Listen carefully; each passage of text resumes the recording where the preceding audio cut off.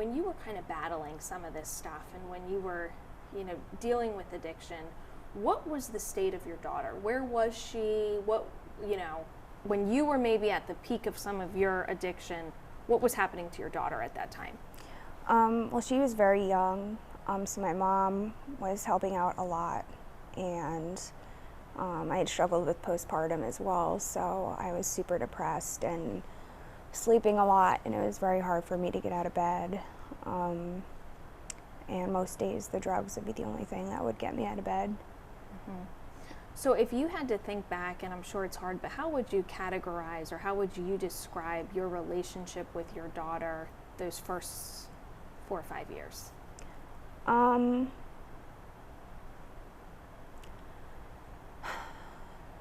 would say that there really wasn't much of a relationship. I know that's hard. Mm-hmm.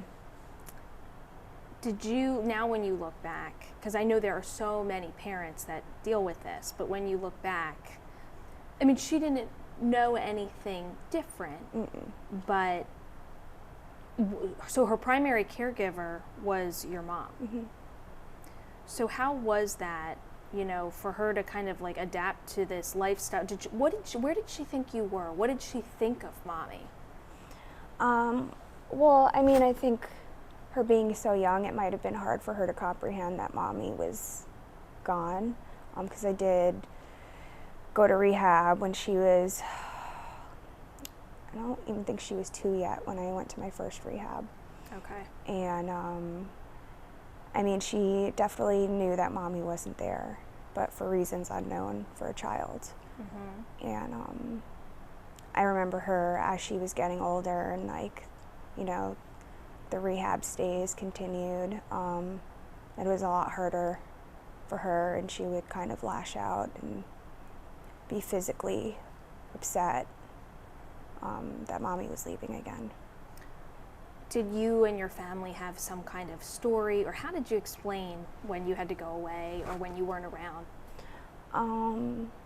Either mommy was sick or mommy went to school. When I decided to make the move down to Florida, mommy went to college. Mm-hmm. So there's this Sesame Street character that I told you all about. Yeah. And I know you heard about it anyway. And it just speaks to I think a lot of times when people think of maybe addicts or drug addiction, they don't really think of the kids that are impacted. Mm-hmm. Do you find that you come across a lot of parents in treatment and that that's a really big topic of just profound struggle? Mm-hmm. Yeah, I would say more often than not, especially, obviously the women that come in. There's a lot of mothers that come into treatment, seeking treatment mainly for the purpose of their children, so they could be there for them. How does having a child, I mean, I can't even imagine. I mean, I have a daughter, I have another one on the way. I know the way they complicate life, but how does a child complicate addiction and recovery? Does it just add more stress or inspiration? Just how does a child play into all that? I mean, they definitely get in the way of like what you want to do as far as getting high and drinking and things like that. But it's really like a rock in a hard place type of situation, because it's like, logically the right thing is like, I want to be there and be a mother for my child. And then like there's this other piece of your brain that's just telling you to go to what's comfortable. And I remember so badly just wanting to be there and be present and like not knowing how to do that. And I really think she's like the only reason why that I'm still here, because I wanted to give up so many times. And she's the only reason why I didn't give up. Mm-hmm. Can you explain that a little bit more? I think people probably have a hard time understanding that you still loved your daughter the entire time you were addicted. Mm-hmm. But you had to deal with that struggle. Can you talk a little bit more about that? Because I think people must think, well, you're a horrible parent. You don't love your kid if you can do that. Yeah, no, I thought the same thing. I mean, it's just, it's hard to really put it into words, because like when it's all going on, you know, like mentally, like I knew I was sick and I was not capable of being a good mother figure for her and what she needed. And but like I wanted to so bad, you know, like my heart wanted to, but my body and my brain had other plans for me. And it's just a very difficult spot to be in when there's kids involved. Mm-hmm.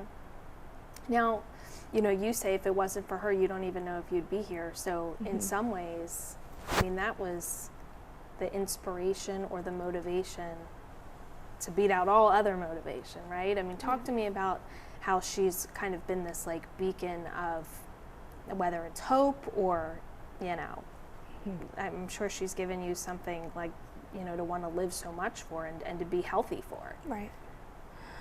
Well, I mean, I could just speak from like growing up with an absent father. I remember how much of a toll that took on me, and not really understanding why he couldn't be close to me, and I wanted him close to me, and I think he wanted that too, but he also didn't know how to do that as well. Then actually being in the parent role, like, first of all, I did not know what I was getting myself into having a child. I guess I didn't really think about it. I never really wanted kids until it was like happening, and then I was like, oh my God, this is amazing, you know, it's like this incredible blessing. And I'm sorry, what was the question? No, that's okay. I think you were just kind of explaining just how she was an inspiration really for recovery. So, I mean,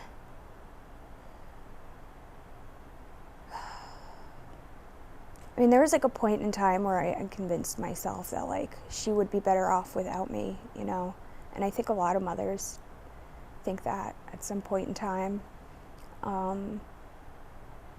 that, you know, you're just doing more damage than good. So I really had to like mentally get myself on the right track to like, you know, that like that's not true. Like some of the things that I tell myself are not the truth. And I knew in my heart of hearts that she deserved her mother to be around. And again, it was just more about finding ways to get back on my feet so I can do that and be in a good headspace to do that. And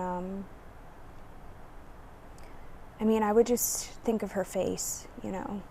I'd always carry a picture around with me every time I went to rehab, and I would just look at her face, and you know, you feel guilty for all that time that you missed already, and you just want to try so hard so you don't miss any more time. And you know, for me, it was a hard struggle, being in and out of rehab. You know, it's a lot of failure to kind of sink into. So, yeah, I never forgot that face and those words, mommy, and you know, how like when I was pregnant, how badly I wanted this and how I wanted to be a mother, and I just held on to that.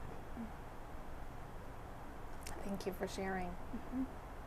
Did she ever say anything to you that sticks out in your mind that was like, oh my God, like this is rock bottom? Like, is there any moment, I know it's hard to share, I'm sure, but is there any moment that sticks out like, okay, that was it, that was when I knew? I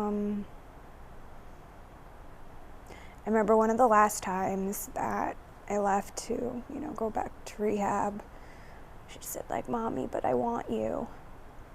She just kept saying that, and like your heart just breaks, you know. So I think that's another thing that I replay in my head. Last couple questions are kind of about the Sesame Street character, because obviously, you know, they did this because there are so many kids in this position where, you know, this little girl, Karli, that they made up is 6.5 years old, and her mom is getting treated for an opioid addiction, and she's in and out of rehab. And the little girl explains that her mommy is sick and she has a grown-up problem and she has to go get grown-up help. But what do you think, like, do you think that having a figure like that, I mean, I know Sesame Street's been around forever, but just as a talking point makes a difference for a lot of families, because this is not just about your struggle, it's about the whole family. Absolutely. I would say, I mean, especially for myself, like, just being in that position, you don't really have the right words to say to them, you know, and it's already like you're not right, like in a good state of mind as it is, so it might actually be better for somebody else to be kind of saying that for them. Sure. If that makes sense. And sometimes as parents, like, we don't always have the best way of explaining things, and I think it's really great for them to have, especially, you know, now that it's becoming like more acceptable and more people are coming out and talking about it, and it's not this taboo subject, or it's becoming not so taboo. I think it's pretty amazing that they're reaching out to different outlets, especially the children, because I think they are hugely affected. 2 more questions for you and then I'm done. What would you say to any child, you know, we'll say 6 years old, like this little Karli, around that age, who whose mommy or daddy is in rehab right now? You know, what would you tell a child that you think is important that they need to know? That your parents love you, and they're not going to give up on you, and you gotta kind of have to stay strong in it together. And then what would you maybe tell any parent who is in the midst of their recovery, doing everything they can? You know, what advice would you give to a fellow parent? I would say, don't give up. You know, sometimes it does take a couple of tries, and, you know, it's still possible even after a couple of failures, and just to remember your child's face, to keep moving forward when things are getting tough up there mentally.